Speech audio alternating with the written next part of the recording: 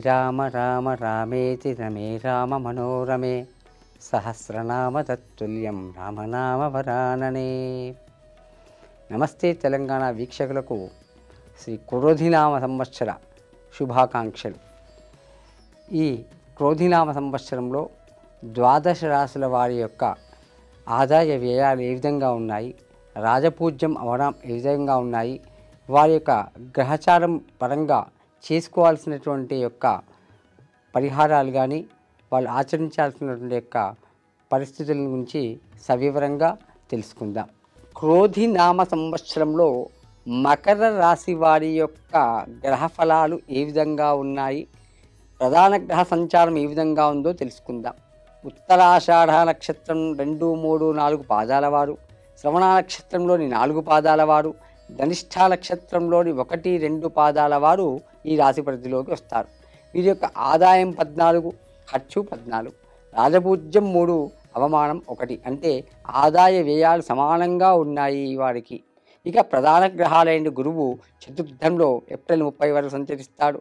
తర్వాత సంవత్సరం పూర్తయ్యేదాకా 5ంట ఉంటాడు. ద్వితీయంలో శని, తృతీయంలో రాహు, భాగ్యంలో కేతు సంచారం కనిపిస్తుంది. శని మినహా మిగిలిన గ్రహాలన్నీ కూడా అనుకూలంగా ఉన్నాయి. ఏనాటి శని ప్రభావం కూడా తీరిపోతున్నది. కాబట్టి ఏదైనా మేలు తప్పకుండా ఈ సంవత్సరం జరిగే అవకాశం ఉంది. 3 గ్రహాల అనుకూలత ఉంది. మీ శనిగ్రహానికి కొంత పరిహారం చేసుకుంటే చక్కటి శుభ ఫలితాల్లో ఈ సంవత్సరం గడిచిపోతుంది. ముఖ్యంగా శివారాధన, అదేవిధంగా శనికి తైలాభిషేకము లేదా పేదలకు నల్లటి వస్త్రదానం అనేవి చేసుకుంటే మరింత శుభ ఫలితాలను పొందుతారు. ఇక మాసాల వారీగా మకర రాశి వారి యొక్క పరిస్థితి పరిశీలిద్దాం. చైత్రమాసం ఆదాయం పెరుగుతుంది. నెల చివరిలో బంధువులతో అభిప్రాయ భేదాలు తలెత్తవచ్చు. ప్రారంభించిన పనులు ఆటంకాలు వస్తాయి. ఉద్యోగులకు అధికారుల నుండి ఒత్తిడి పెరుగుతుంది. సహోద్యోగుల సహకారం లభిస్తుంది. ప్రణాళికతో పనిచేయండి. వైశాఖ మాసం వివాదాలకు వెళ్లకుండా పనులపై మనసు దృష్టి నిలపడం మంచిది. మానసిక సంఘర్షణకు గురవుతారు. ఉద్యోగం సంతృప్తికరంగా కొనసాగుతుంది. ప్రారంభించేటువంటి యొక్క పనులు అవాంతరాలతో అయినా వాటిని చివరికి పట్టుదలతో పూర్తి చేస్తారు. జ్యేష్ఠ మాసం ఈ రాశి వారికి ఈ మాసంలో రాబడి అస్థిరంగా ఉన్నప్పటికీ ఏదో రకంగా మాత్రం ధనం సమకూరుతుంది. సహోద్యోగులు అధికారులతో స్నేహంగా ఉంటారు. కొత్త పరిచయాలతో ఇబ్బందులు ఏర్పడే అవకాశం ఉంది. విద్యార్థుల శ్రమ పెరుగుతుంది. ఆషాఢ మాసం ఈ మాసంలో మకర రాశి వారికి ఉద్యోగ ప్రయత్నాలు ఫలిస్తాయి. కొత్త ఉద్యోగంలో చేరుతారు. కుటుంబ సభ్యులతో సంతోషంగా గడుపుతారు. అనవసరమైన ప్రయాణాల వల్ల అలసట, వృధా ఖర్చులు రావచ్చు. కళాకారులకు కొత్త అవకాశాలు వస్తాయి. శ్రావణ మాసం ఈ మాసంలో ముఖ్యంగా మీరు ఆలోచించి నిర్ణయాలు తీసుకోవాల్సిన అవసరం ఉంది. బంధుమిత్రులతో పనులు నెరవేరుతాయి. శుభకార్యాలకు హాజరవుతారు. వృత్తిలో పరిభారం పెరిగినా ఆదాయం సంతృప్తికరంగా ఉంటుంది. సంయమనంతో ఆలోచన అనేది చేయండి. భాద్రపద మాసం మకర రాశి వారికి ఈ మాసంలో వివాదాలు దూరంగా ఉండడం చాలా అవసరం. పిల్లల చదువు కోసం మంచి నిర్ణయాలు తీసుకుంటారు. విదేశీయ ప్రయాణాల విషయంలో ఆర్థిక ఇబ్బందులు తలెత్తవచ్చు. ప్రణాళికతో ముందుకు వెళ్తే వాటిని అధిగమిస్తారు. కుటుంబ సభ్యులతో సంతోషంగా గడుపుతారు. ఆశ్వీజ మాసం ఈ మాసంలో ఈ యొక్క మకర రాశి వారు సంయమనంతో ఉండడం చాలా అవసరం. కుటుంబ పెద్దల సహకారం లభిస్తుంది. విద్యార్థులకు అనుకూలమైన సమయం. పై చదువుల కోసం చేసే ప్రయత్నాలు ఫలిస్తాయి. ఆరోగ్యం బాగా ఉంటుంది. ముఖ్యమైన పనులు జాప్యం జరిగే అవకాశం ఉంది.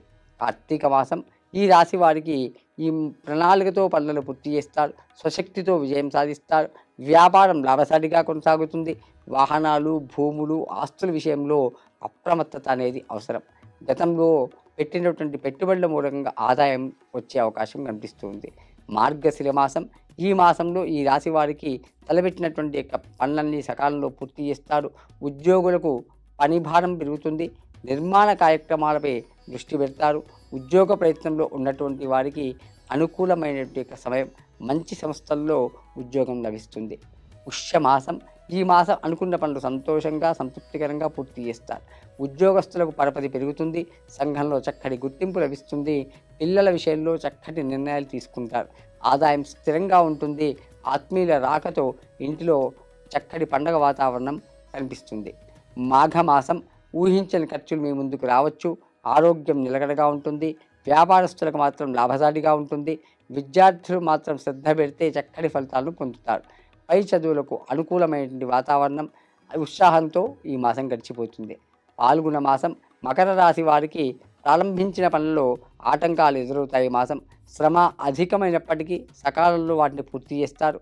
మనశ్శాంతి కోసం తీర్థయాత్రలు, విహారయాత్రలు చేస్తారు. ఇంట్లోకి కావలసిన వస్తువులు కొంటారు. ఆధ్యాత్మిక కార్యక్రమాలకు హాజరవుతారు. శుభకార్యాలు చేస్తారు. మొత్తం మీద మకర రాశి వారికి ప్రధాన గ్రహాల అనుకూలత ఎక్కువగా ఉంది కాబట్టి ఏ గ్రహానికైతే అనుకూలత లేదో ఆ గ్రహానికి మీరు పరిహారం చేసుకుంటే అత్యధికమైన శుభ ఫలితాలతో ఈ సంవత్సరం పూర్తవుతుంది. శుభం భూయాత్.